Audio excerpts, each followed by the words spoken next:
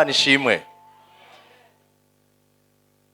Unyemerere ufate ukuboko mugenzi wawe umusengere kugira ica agiye kumva kibe kizima. Ni uwa Mungu wa nyuma wa 2019 kandi hari ico Imana igomba kuvugana nawe nanje kuvyerekeye umwaka tugiye kwinjiramo.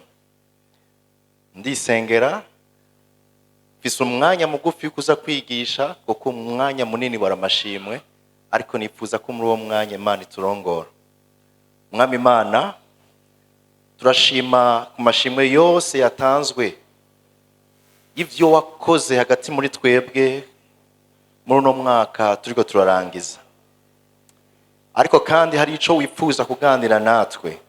Ndasaba ngo uvugane n'umwe wese mu bari hano Mana. Uvugane n'umutima wiwe, uvugane n'ubugingo bwiwe, wugurura amaso yiwe, haba umurongozi, haba n'ugikizwa. Twese Mana turakeneye guhura nawe muri kino gikorwa. Ndisengera nsaba uburongozi bwa mpwemu wawe ngo ukoreshe ubwenge wampaye, ukoreshe inkomezi, ukoreshe kandi n'impwemu yanje gushobora gushikiriza ico mpwemu w'Imana ariko aravuga. Urakoze kuri Imana igira neza, tukwizeye muri vyose mu izina rya Yesu dusenze. Amen. Ijambo tugiye kuganira ni ijambo rigufi ariko kandi rinini. Ijambo ritwereka ingene uyu mwaka tugiye kwinjiramo 2020 uko dukwiye kwifata, uko dukwiye guhagarara mu bihe biri imbere. Ariko kandi nagise ngo gukora iciza hagati mu kirere kikugwanya. Faire du bien dans un environnement hostile. Gukora iciza muri environnement mu kirere kikugwanya. Turasoma Luka igice cya 6 kuva ku murongo wa 6 gushika ku murongo wa 11. Luka 6 kuva ku murongo wa 6 gushika ku murongo wa 11. Baraza kudusomera kuva kuri 6 gushika kuri 7. Babanze babwire imirongo 2 gusa. 6 gushika kuri 7. Luka igice cya 6 murongo wa 6 turaza gushika kuri 11 ariko duhere kubanza gushika kuri 7.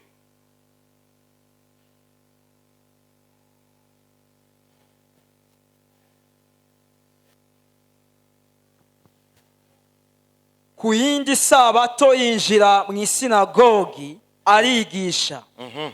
Kandi hari umuntu anyunyutse ukuboko kw'iburyo. Abanyabwenge b'ivyanditswe hamwe n'abafarisayo baramugenza ngo barabe ko akiza kw'isabato ngo baronke ingene bamurega. Subiramwo. Ku yindi sabato yinjira mu isinagogi arigisha, kandi hari umuntu anyunyutse ukuboko kw'iburyo. Abanyabwenge b'ivyanditswe hamwe n'abafarisayo baramugenza ngo barabe ko akiza kw'isabato ngo baronke ingene bomurega. Iki gice ca mbere nshaka ngo tumaze turabe ikirere Yesu yinjiyemwo ariko arigisha. Cari ikirere kimeze gute? Environnement yari yinjiyemo yari imeze gute? Context yari imeze gute? Ngo yinjira mu isinagogi, ashitse mu isinagogi arigisha. Abafarisayo n'abanyabwenge b'ivyanditswe baramuha uruhusha arigisha. Ariko arigisha, Bibiri tubwira ngo muri iryo sinagogi hari umuntu afise ukuboko kunyunyutse. Ariko kandi Bibiri tubwira ngo abafarisayo n'abanyabwenge b'ivyanditswe nabo bari bahagaze aho mu isinagogi. Igikorwa cabo cari ikihe? Igikorwa cabo cari ikihe? Subiramwo umurongo nibaza ko ari uw'indwi. Abanyabwenge b'ivyanditswe hamwe n'abafarisayo baramugenza, baramusuzuma, baramucaca, baramurondera, baramusuzuma, baramugerageza. ngo barabe ko akiza kw'isabato ngo baronke ingene bomurega. aba bantu bibiri twereka ngo abafarisayo n'abanyabwenge b'ivyanditswe abascribe n'abantu bitwa aba docteur de la loi, baba barizi ivyagezwe. Les scribes baba barizi ivyagezwe, barabisubiramwo bagasubira bakavyandika, nibo bajejwe kuvyandika, bavyandika igihe cose bakabisubiramo igihe cose. Abafarisayo nabo bari bajejwe kubikwirikirana yuko bishitswa.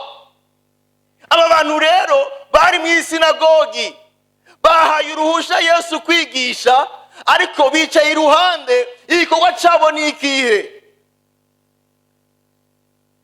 Twakubonye, turakurindiriye, turindiriye ico wavuga, cane cane kurinde kuri wa mugabo afise ukuboko kunyunyutse, turamuzi, nuno musi yinjiye, ariko kandi ni kwisabato.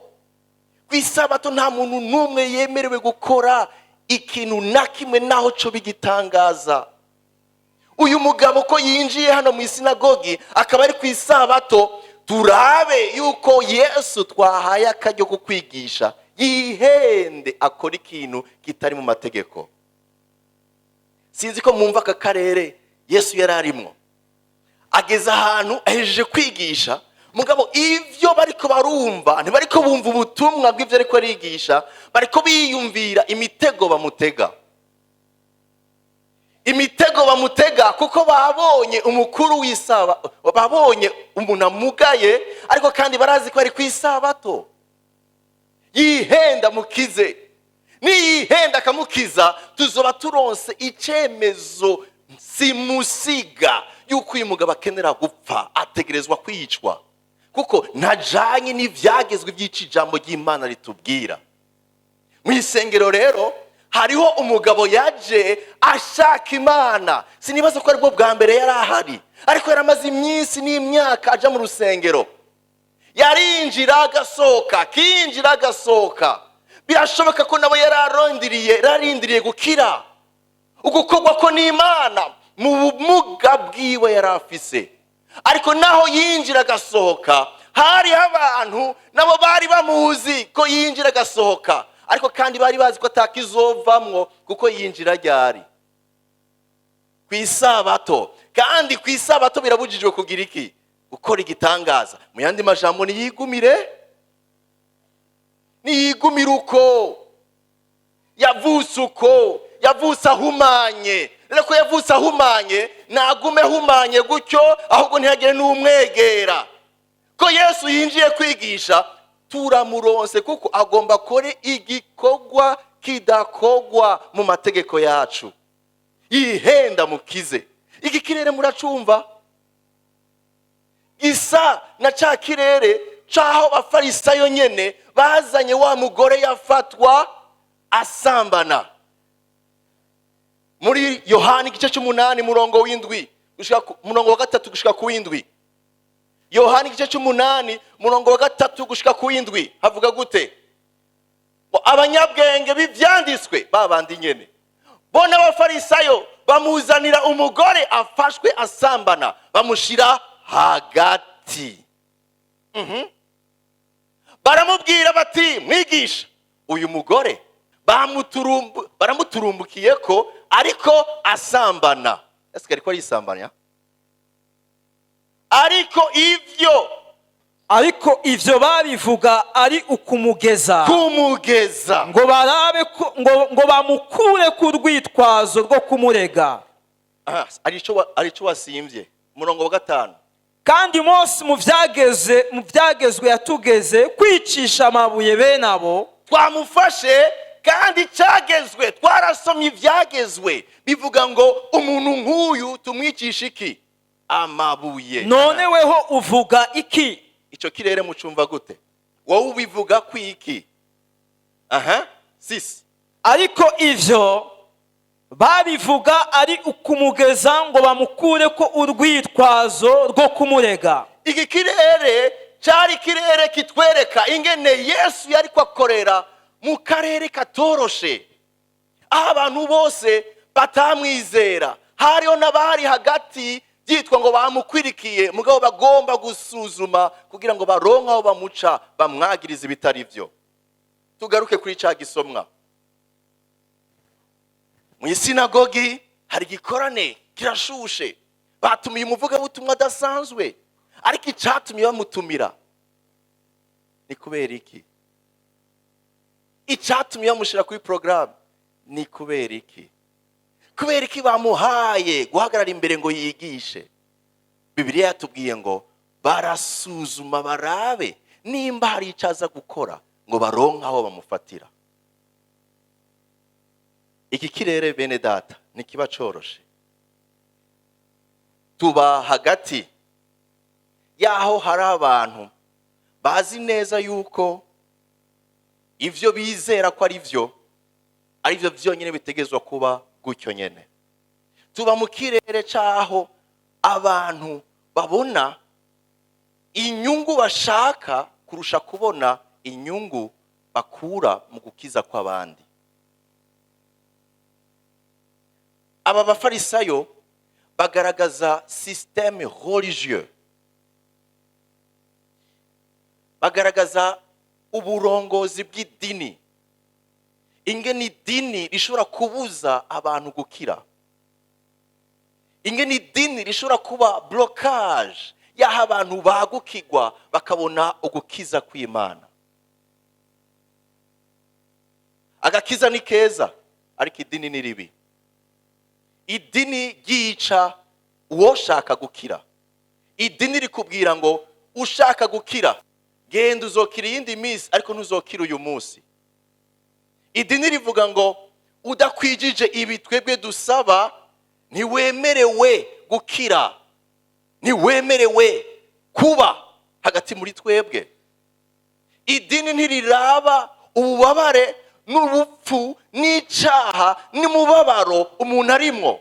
Idini riraba kuryoherwa kwayo n'ivyubahiro n'amategeko yahashinzwe n'abantu, akabivyo bashira imbere kurusha ibindi byose. Iyi systeme y'isinagogi yirimwo abanyabwenge b'ivyanditswe n'abafarisayo niyo Yesu yari yaje kugwanya. Mugabo nico kirere yakoreyemwo. Yavyifashemo gute? Ntivyari vyoroshe.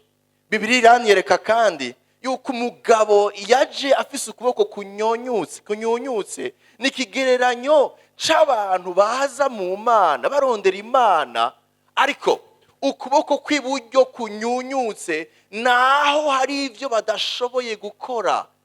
Hari aho abantu bafise intege nke. Ninde muri twebwe adafise ukuboko kunyunyutse ahantu na hamwe? Ninde adafise intege nk'ahantu na hamwe? Ninde none azokira nimba adakiriye mu rusengero rw'Imana? Nihe umuntu azokirira adakiriye mu ngoro y'Imana hagati ya bene data? Ariko uku kuboko kunyunyutse niko konshoboje gukora ibikorwa binyinjiriza nkabaho, niko byonshoboje gukorera Imana niyaguye. Hariho benshi bari hagati muri twebwe bakeneye intervention y'Imana, mugabo idini rivuga ngo aba mubaje kure. Unakwiye kuba muri twebwe. Uyu ntiyari kuza no mu rusengero. Urubahutse kuvuga izina ry'Imana wewe tukuzi. Mureka rivuge kuko ntihazohura naryo. Mwegere mwakire. Ukuboko kunyunyuse ni etat de faiblesse. Twese twaje mu ngoro y'Imana hari ivyo tubura, hari ivyo tunanigwe, hari ivyo nashoboye, ariko nahuye na mwene data mpura n'abarongozi bamfasha kugira ngo nkomezwe aho mfise intege nke. Nimba umuntu afise intege nk'ahantu umenye ko ariko atariko bizohora. Hari igihe bizohinduka. Hari igihe bizohinduka uko kuboko kwanyunyuse akaba ariko kugufata kukakuduza hejuru.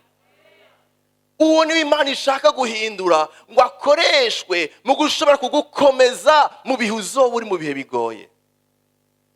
Uko kuboko kunyunyutse turashobora kuba kuri hagati yacu, mugabo mbega ikirere c'uwo muntu kiriko kirabisha amaso y'idini canke kiriko kirabisha umutima w'Imana? Ngaha hari ikibazo cy'uko ikirere Yesu ariko arakoreramo cyari ikirere kibishe cy'abantu b'abapingayi gusa. Umwanya wose baguma basuzuma. Ivyo birabaho no mu mashengero turimo, aho umuntu avuga ubutumwa uhundi akaba yicaye hari inyuma akavuga ati ijya versi yacu ashirako n'iyindi byaca biba gutya. Ujya ni petit joueur, ujya nta mavuta, bafise ibintu bimwe bimwe byo gupima amavuta. Ujya afise amavuta, ujya afise onction, ujya nawe araka umuriro, ujya nawe ni cayi. Abafarisayo muri ngaha, menya yuko abo banyunyutse amaboko ejo ni bazobahagurusa. Umuhamagaro wacu rero umwaka mu majambo make no muhamagaro wo gukomera ugahagurusa abandi. Haleluya! Reka kuntwenga, intege nk'imfise uno munsi sinzo nzoba mfise muri janvier. Hari ibihora bitunanira mu rugo rwacu, nkaja mbwira Nina ntusubire kuvyita gutyo, wowe waruzi yuko muri janvier itazohomeze gutyo. Acambwira nti Imana ishimwe janvier sinzoba nkibifise.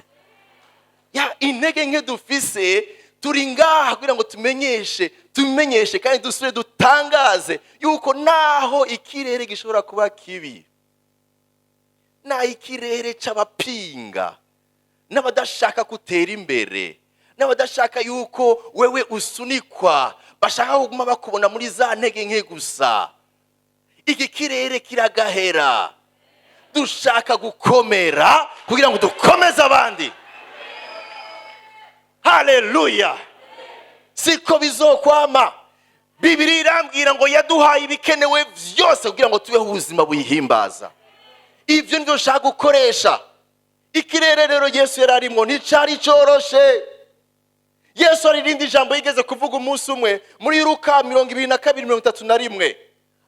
Luka 22:31 gushaka 32.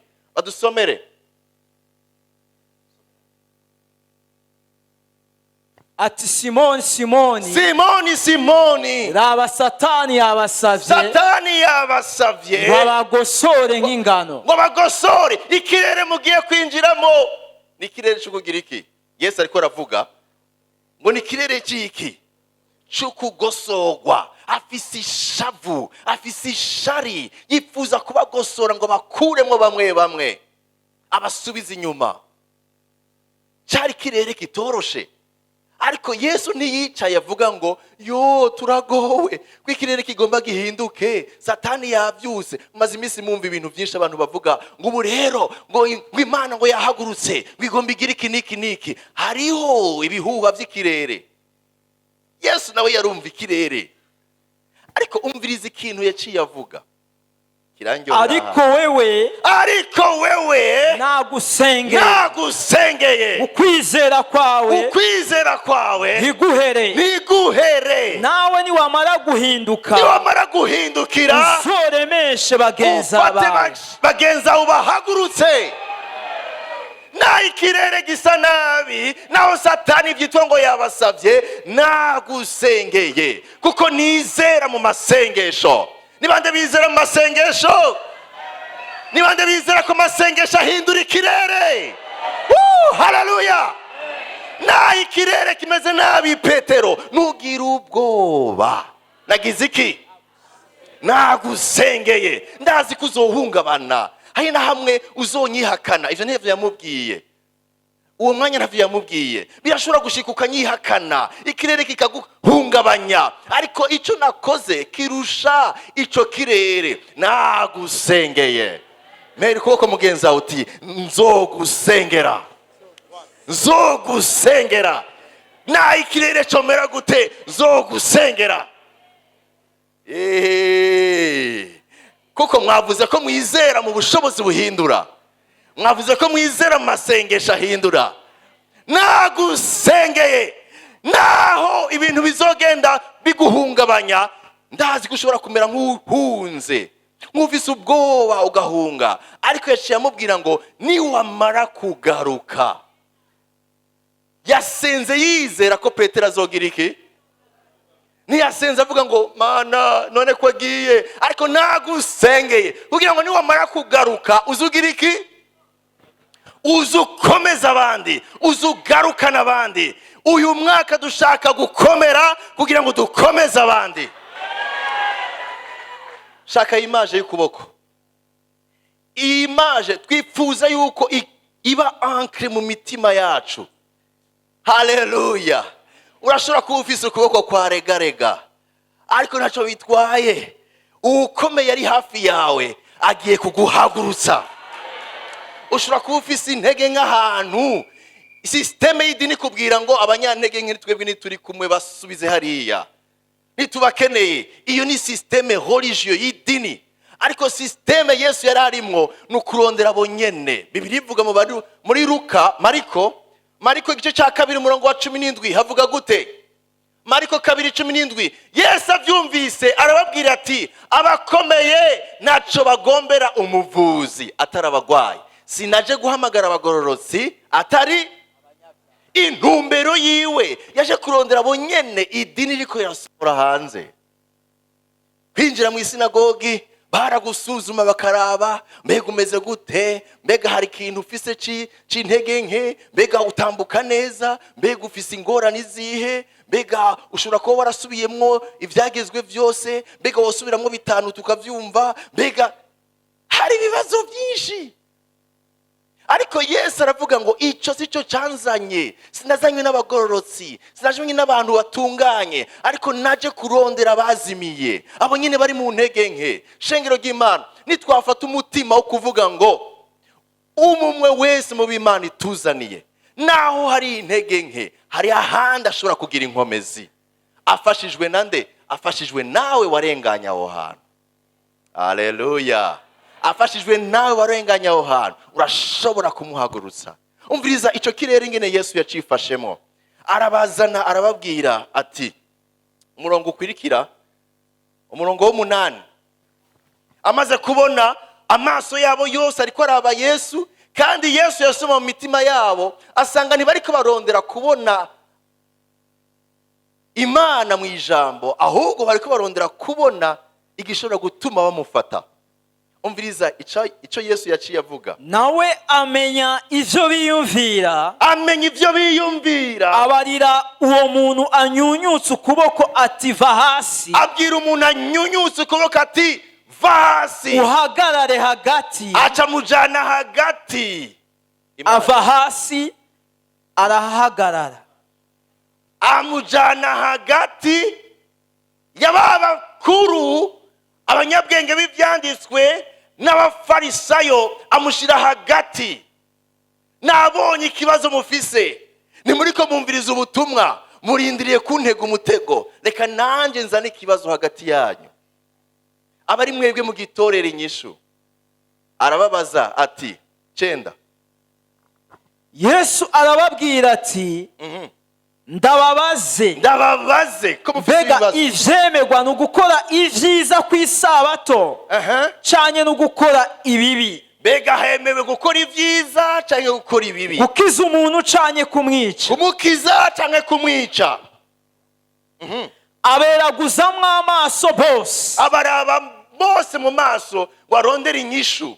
Aramubara ati ramvura ukuboko kwawe. Arabura inyishu, acahindukira wa mugabo ari hagati anyunyutse umutima ukuboko, amubwira ngo ramvura ukuboko kwawe. Arabigira, ukuboko kwiwe kurakira. Haleluya. Araramvura ukuboko kwiwe kurakira. Hari abantu mwaka amaboko yabo azova mu kuregarega agakomera. Twifuza gukomeza amaboko yacu. Bibiliya tubwira ngo amavi yanyu ntaregarege. Nuno mwaka amavi, amaboko, inkokora, inkomezi zose mu ntege turashaka gukomezanya. Aramvura ukuboko arakomera. Umurongo wa nyuma. Ariko bo birabasaza rwose. Birabasaza, abanyedini birabasaza. Baje inama y'ico bogira Yesu. Subira mwaka kajambo, birabasaza. Nibaza ko utarimwe mubazo mwo bizogira iki? Mwo bizosaza. Ariko ndashaka kubwiza ukuri, ushize umutima kukurondera kuboneka wewe wenyene n'ivyawe gusa, birabasaza. birabasaza. Ariko turi mu ruhande rw'abasara, turi mu ruhande rw'abazonezerwa ko hari bariko barahagurutswa, ariko barakomezwa, makomezwa mu masengesho, komezwa mu ijana butumwa, gukomezwa mu gukura mu gusa na Kristo, gukomezwa mu buzima bwo guhimbaza Imana, gukomezwa mu maboko akorera abandi, gukomezwa mu madomene yose. Twifuza gukomezwa, ariko iyo duhejeje gukomezwa dukomeza abandi. Ikirere turimwo nticama kivuga ibintu vy'ukuri biva ku Mana. Akenshi haragira igihe kubera aba bantu bamenye gukorera mu isinagogi no muri systeme y'idini, harageze igihe ntibaba bakibona umutima w'impuhwe. Imbabazi ziba kure yabo. Ntibagira umutima ushira imbere ukwagukirwa k'umuntu, ahubwo bashira imbere uguhimbagwa kw'idini ryabo. Ntibabaye bakibona umutima w'Imana, ahubwo babonye umutima w'idini ryabo. Mbega Imana ivuga iki? Mbega ubuzima bw'Imana buvuga iki uno munsi? Abenshi haragera igihe kubera bamenyereye cyane ikidinidini, bakabaho ubuzima bwo guhimbaza ibyateguwe n'idini, ariko bitavuye mu burongozi bw'impwemu w'Imana. Hakagera igihe bakabona kumenga ivyo vyose nukuri. Abashobora gusoma mwonsomera hano handitse iki? Ukuri. Haragera igihe abantu bose bakagera igihe babona ko vyose ivyo barimwo ari ukuri. Ari ukuri. Ukuri. Ariko nashaka kubabwira neza, iki kiboneka ko ari ukuri.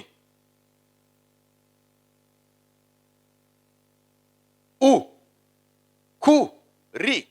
Indani hari iki? Uko kuri kugizwe n'iki? Zume.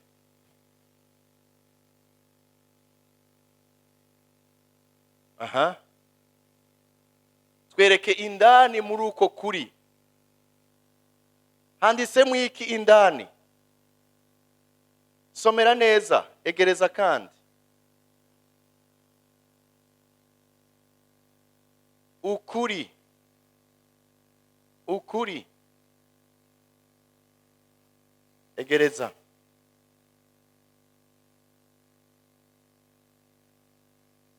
Uko kuri kugizwe n'iki?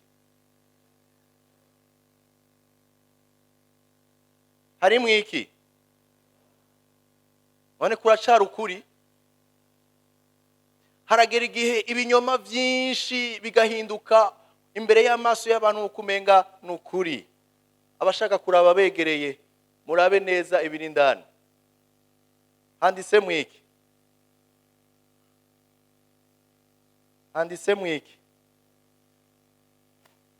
Ikinyoma. Handitsemo ikinyoma. Haragera igihe ukuri kose abantu bibaza ko bazi ari ibinyoma vyateranije bigafatanya, abantu bakagira igihe bakabona kumenga vyose n'ukuri.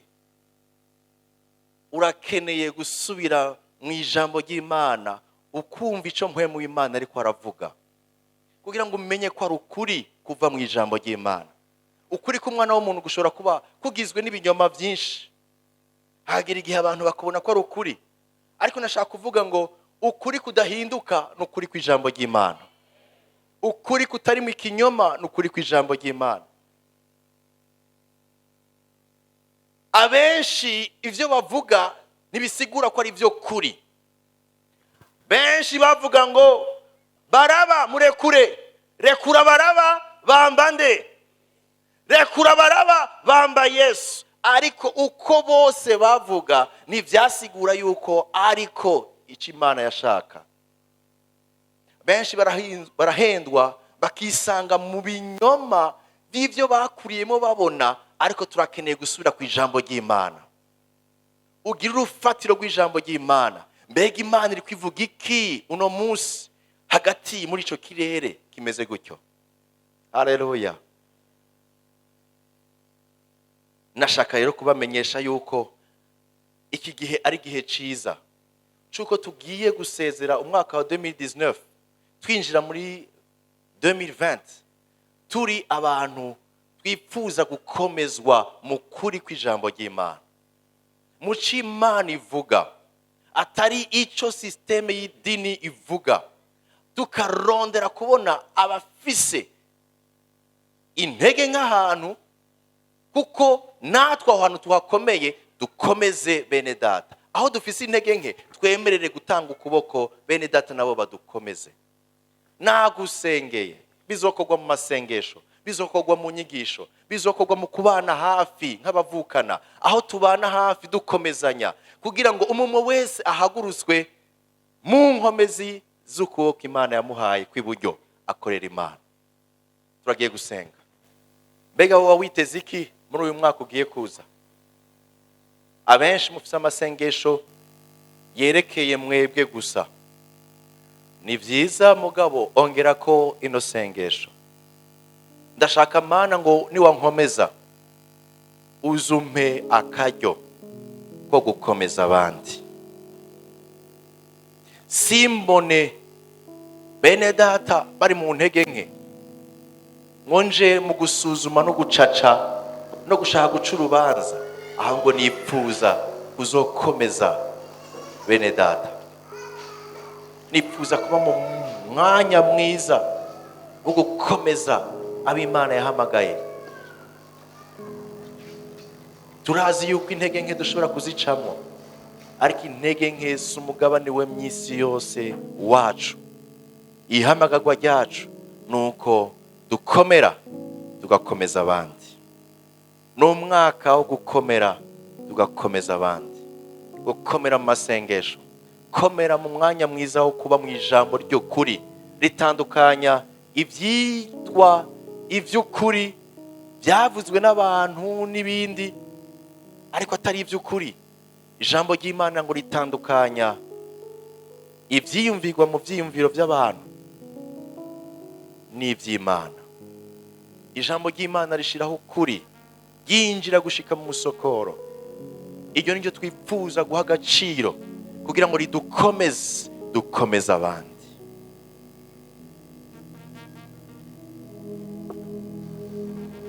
Nyuzuza ubuntu bwawe,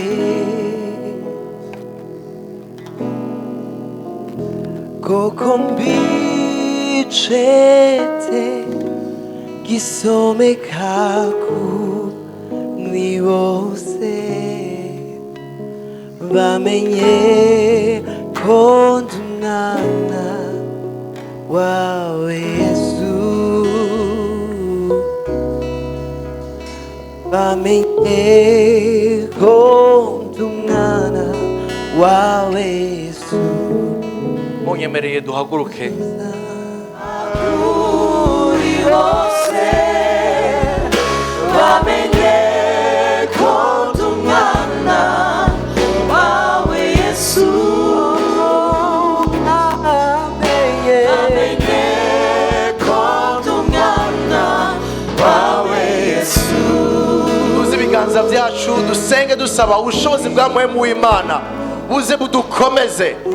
Gusaba ukuzura kwa mpwemu w'Imana gukomeza ubugingo bwacu. Tuduze ibiganza byacu dusaba kubaho kw'Imana, presence y'Imana, ubushobozi bwa mpwemu w'Imana buze bukomeze ubugingo bwacu, butwigishe, budukomeze, uduha amasengesho, udukomeze mu masengesho, ukomeze mu ijambo ry'Imana, udukomeze kubana na bene data, udukomeze kwitaho abakeneye imfashanyo ziva kuri twebwe. Turasaba inkomezi zawe Mana. Reka dusenge. Haleluya. Mu izina ryawe Mana duciye bugufi rwose imbere yawe Mana. Icyo dukenera ububasha n'ubushobozi bwa mpwemu wawe. Haleluya. Turabukeneye nk'ishengero ryawe Mana, turabukeneye nk'ishengero ryawe Mana. Icyo waduhamagariye no guhimbaza, no gutazira, no gukora ibyo ugomba n'ubugombe bwawe mu bugingo bwacu. Nakizokunezera ko kubona turiko dukomera, twongera dukomeza abo dushize ku nzira.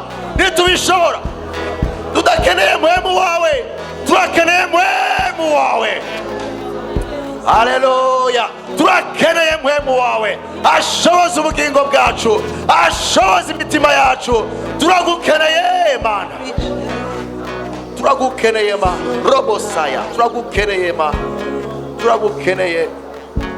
Twuzuze ubwiza bwawe, twuzuze ubwenge buva kuri wewe, twuzuze amaso y'impuhwe n'imbabazi, twuzuze Mana umutima urondera uhezagira kurondera ibyawe, twuzuze inyota y'iby'ubwami, twuzuze amahoro n'umunezero bibonekera muri mpwemu yera, twuzuze ubuntu n'imbabazi byawe bigaragare ku bugingo bwacu. Duhe favere yawe Mana, kugira ngo natwe tuguheshe icubahiro mu byo wifuza ko tubamo, imyaka ushaka ko tubamo hano ku isi. Haleluya. Fata ukuboko mugenzi wawe musengere. Haleluya.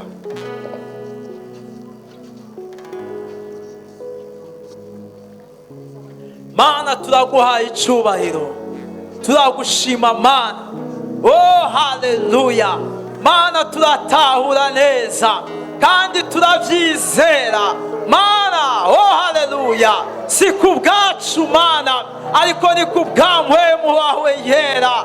Yesu waraje ukora ibikomeye hejuru y'ikirere Mana kitari coroshe, ariko warabishoboye. Ntibyari byoroshe, ariko Kristo warabishoboye. Natwe turi hano twatuze akanwa ko bitazotworohera, ariko tuzobishobora. Si kubw'ingufu zacu, si kubw'ubwenge, si kubw'amahera, si kubw'abantu, si kubw'ubwenge, ariko ni kubw'ububasha bwa mpwemu yera.